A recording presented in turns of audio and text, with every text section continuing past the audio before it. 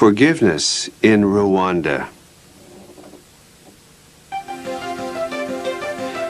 When I visited Rwanda in Africa, I was expecting the worst. After all, like everyone else, I had seen such horrible things on television and in magazines. I had read about terrible things that happened between the Hutus and the Tutsis. Hatred among friends, neighbors, and families. And my job was to go to Rwanda to help heal the hearts of the people. I wasn't ready for what I found. 1994 had been a terrible year, maybe the worst year in the history of that small nation, Rwanda. Over 700,000 people had been murdered. Oh, such a terrible thing between neighbors, between Hutus and Tutsis, men, women, and children. So many killed. So much blood was shed in that land. There was so much hatred and violence.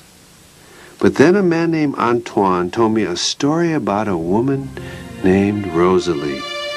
Rosalie came to a meeting in crutches. Her face and whole body was wrapped in white bandages. Her neck was held in place by a special plaster collar. Everyone who looked at Rosalie felt sorry for her because it was clear that she had been chopped by a machete knife.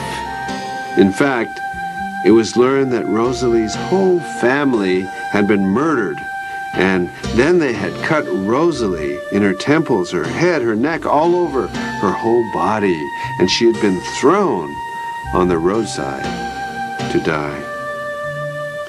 This is what Rosalie said. I know all the people who did this to me. They were our neighbors. I spoke to them and they finally gave me time to pray for them before they started cutting me. And I prayed for them and prayed for them to forgive them until finally I lost consciousness. And then for 3 days, Rosalie had bled and suffered pain from the cuts, thirst, and cold under the heavy rains as she lay along the roadside. Oh, can you imagine the pain that young girl suffered? And everyone expected her to be so angry and bitter and ready to kill those who killed her family and left her crippled for her whole life. But instead, this is what Rosalie said. I forgave these people. I forgave them even before they did it. And I still, in my heart, feel forgiveness for every one of those people. Well, someone asked Rosalie, what would you do if you met the killers today? After all, the government was now prosecuting the criminals who committed all the murders. What would you do? And she said, if I were to meet them today, I would not hand them over to justice, for I have forgiven them, and I wish them well. I pray for God to save their souls.